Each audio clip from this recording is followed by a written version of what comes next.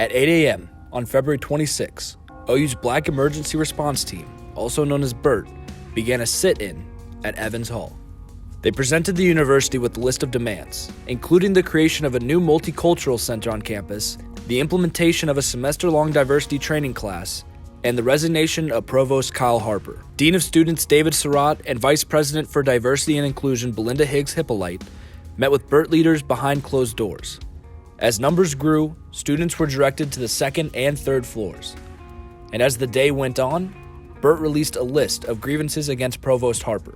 OU Unheard tweeted documentation of Provost Harper's strengths and weaknesses as stated by the Provost Search Committee before his hiring. At 5 p.m., the end of business hours, an announcement was made that the doors would be locked and no entry of any kind would be allowed into Evans Hall until 8 a.m. the following morning.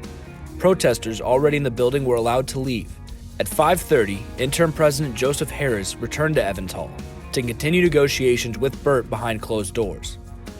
Protesters settled down or left for the night as unarmed police officers entered to maintain security overnight. Around 7:30, BERT emerged saying that not all of their demands had been met. As you guys have seen, that we have been talking to our higher administration about everything that's happening today and what we've asked. At this time, I can say that not all of our demands have been met, but we will still be here as long as we need to until those demands have been met. I know there's some people asking about resources. They can continue to bring resources to this door, as well if there's people talking about wanting to be in here that cannot at this time. There is a group in Beard Lounge, but let it be known that we will be staying in here until all of our demands have been met, and they have not at this time. Thank you. The university released a statement that recognized the students' right to protest and the problematic racist events leading to the protest.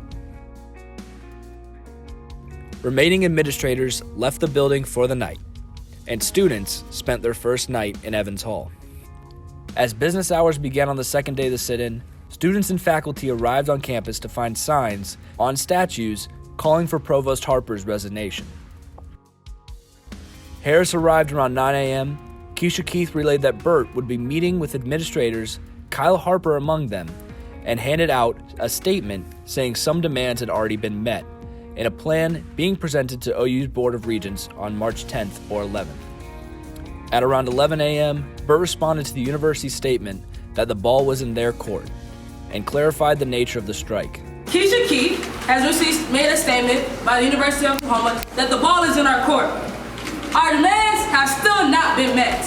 So we will continue to do a sit-in, continue to be on a hunger strike until all our demands are met. We would like to make a clarification since there is some misknowledge being shared in the media. Some of us are on the hunger strike. 6 of the BERT exec members are on hunger strike. They have still not ate since 8 a.m. of yesterday. Not all of us are on hunger strike. The food here is to provide nourishment to those not on the hunger strike but are participating in the sit-in. Thank you so much. No comments or questions at this time. At noon, BERT met with Harper and possibly Surratt and Higgs Hippolyte at an undisclosed location. After the meeting, BERT reiterated once more that their demands had not been met, and the ball had always been in the university's court. At 5 p.m. sharp, university employees locked the door to Evans Hall, marking the end of the second day of the ongoing protest. At around 6:30, President Harris released a statement saying he will not meet the demands for Provost Harper's resignation. Shortly after, BERT responded saying they would bring additional demands the following morning. Conversation with upper administration. They will be releasing a statement within probably the next hour listing the demands that the president, Surratt, and Hippolyte have been able to meet. And one of the demands they have not been able to meet as well is the resignation of Provost Kyle Harper. However, to that we have came to consensus and be able to soon, tomorrow, be able to release that to you all, a very detailed and outlined plan. Even though we're not getting a resignation, we are making systematic change and keeping a checks and balance system happening at the University of Oklahoma, specifically within the office of the president and the provost. So I want to thank you all for being here continuously and being able to help meet these demands today. So I appreciate y'all. The students returned to sleep for the second night in Evans Hall, ready to continue negotiations for a third day of the sit-in.